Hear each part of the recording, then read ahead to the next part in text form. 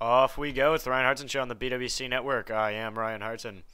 What a pleasure it is to be here today breaking down week number 7 in the National Football League with you, breaking down all your NFL action in less than 15 minutes. Let's get going. Let's start with some of the crappy stuff, and we'll save the juicy stuff for later. Cam Newton puts it on the Washington Redskins 33-20. Only throws 5 incompletions. Fun fact, Drew Brees, Aaron Rodgers, and Cam Newton threw a combined 14 incompletions. Phillip Rivers threw 16 incompletions. Very, very interesting. And the quarterbacking is just brilliant. Cam Newton, I need to see more. I need for him to continue to be this. He looks to be a great one. But I am going to wait at least the rest of this season, another year after that before we start calling him an elite quarterback, because, he might relapse at some point, so we will see with that. Cleveland and Seattle played a 6-3 game. It was a disaster. Colt McCoy is a mess. The Seahawks are a train wreck. I don't know what Pete Carroll does. I don't know how they function as a team. They're a disaster. Just a complete mess. Atlanta beats Detroit. Detroit looking like they're a little dirty. They talk a lot of trash, don't back it up. Listen, if you're the Oakland Raiders and you talk trash, and it's the 80s, so you talk trash and then you back it up by beating somebody down and winning football games and winning championships, fine. Talk all the trash you want. But I hate guys that talk trash and then just don't back it up. And that's kind of what the Lions are like right now. They're kind of immature. The Lions have a little immaturity to them. I would call it not ready for prime time. I think they're having a lot of fun. 5-2 is good. I think they're going to make the playoffs, but they have some issues that are going to cost them in games. Denver plays Miami. Let's hold off on that one. San Diego loses to the Jets. Mark Sanchez leads a semi-interesting comeback, I guess. Phillip Rivers is a disaster. What the hell is going on with him? 16 out of 32. Come on, Phillip. Chargers have lost games to 2 elite AFC opponents now. Patriots and Jets. I don't know what's going on. And the Jets, I think the Jets are one of the better teams in the AFC. Listen, people freak out about the Jets. Oh my God, they're 3-3. They're 3-3 every year. They have this early kind of every year. Then they run the ball and play defense and get hot in November and December, and they make the playoffs and they'll lose in the AFC Championship game again. That's what they do every year. That's who they are. Screw September and October. Get hot in November and December. They get it. They know how to do it. So the Jets, I think the Jets are fine. The Jets were always fine. Sanchez can't play, but who cares? He doesn't have to play well. It doesn't matter. Eventually he's going to have to, but he's just not very good. Sanchez isn't very good. I think they're just going to just beat the crap out of people and win games however they can and, sneak into the playoffs, and then anything can happen. The Jets know all about that. Bears beat the Bucks. The game was in London. The Bucks look terrible. Josh Freeman looks to be a disaster. Jay Cutler's good. Jay Cutler is starting to get back into how he was when he played in Denver. Pro Bowl level quarterback. He's interesting. The Bears are interesting. Like I said, I've been saying this for a while. They are going to be around all year. Texans blow out the Titans. Titans are a mess. I've been saying they were a mess. I don't care what their record is. They're a terrible team. The Titans are awful. Terrible offensive line, old quarterback. Chris Johnson can't run. I've been saying it all year. I'll continue to say it. I don't care how many games they win. The Titans are terrible. They're a mess. Texans showed that, and they showed that they are going to take control of that division. Pittsburgh beats Arizona. Who cares? Pittsburgh's pretty good, not great. Arizona's a mess. Kevin Kolb. I'm sorry I ever suggested that he was going to be a good quarterback because he just sucks. Carson Palmer collapses 5 days removed from being off his couch, throws 3 picks. Kansas City taking advantage of an opportunity. All of a sudden they're back in it. Anything is possible. Dallas blows out St. Louis. DeMarco Murray runs for 250 yards. I watched him play at Oklahoma. I think he's a good running back. I think he's going to be a good back in the league for a long time.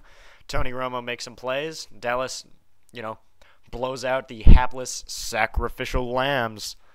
Green Bay wins a great one against the Vikings. They played an excellent football game. Christian Ponder, the numbers won't show it, but he played pretty well. He made a lot of good throws. He's mobile. The accuracy will come when he figures out what he's doing. His head has got to be spinning running out there. So he's just a good player. Christian Ponder looks like he's going to be a good one. He can spin the ball, and Adrian Peterson kept him in that game.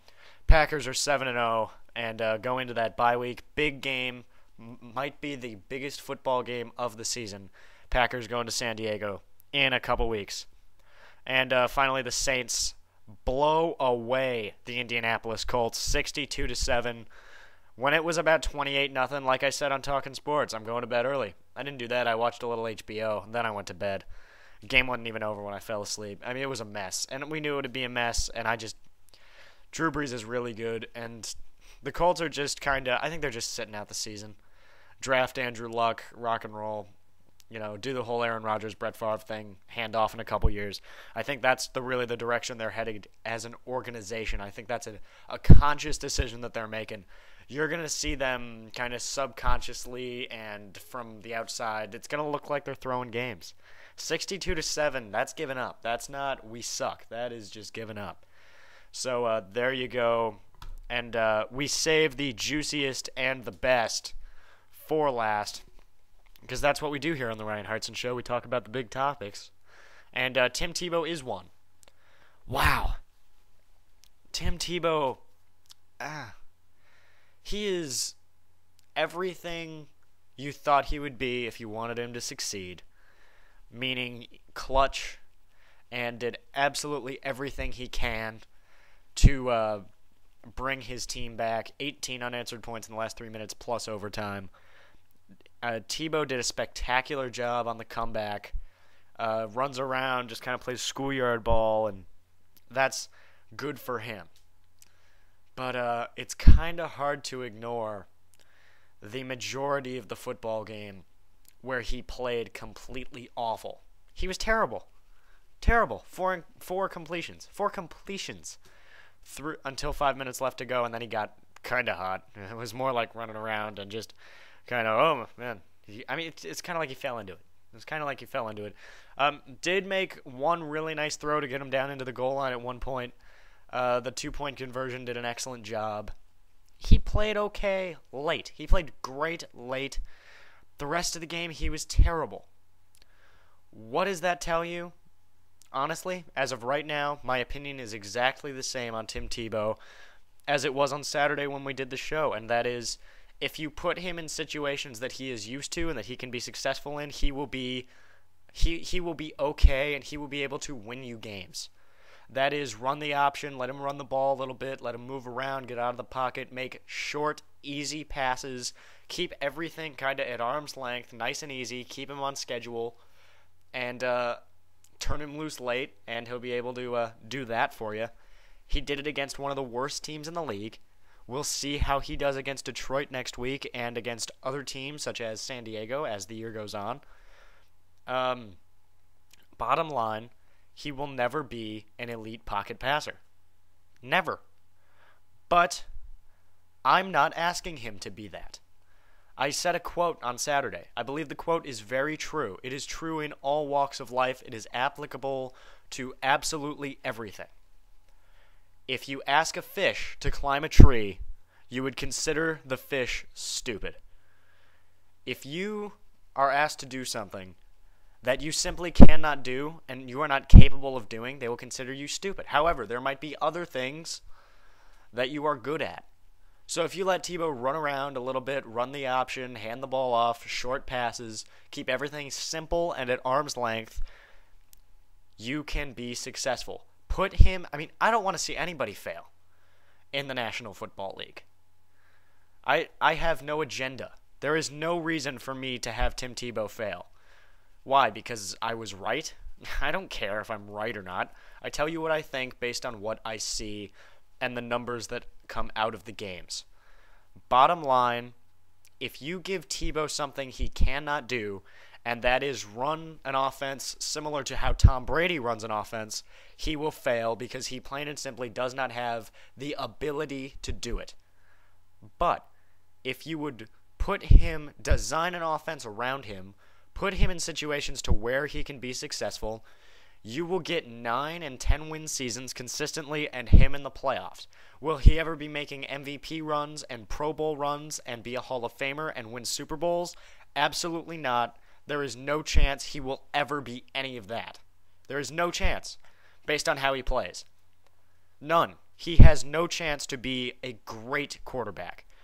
But can he be pretty good and get you in the playoffs 9 and 7, 10 and 6 year in and year out? Absolutely. As long as you give him something to work with. That's what the brilliance of Urban Meyer, the brilliance of the University of Florida. You gave him Percy Harvin. You gave him little, fast guys that can catch short passes and make plays out of the backfield to be playmakers. You have to put playmakers around Tim Tebow.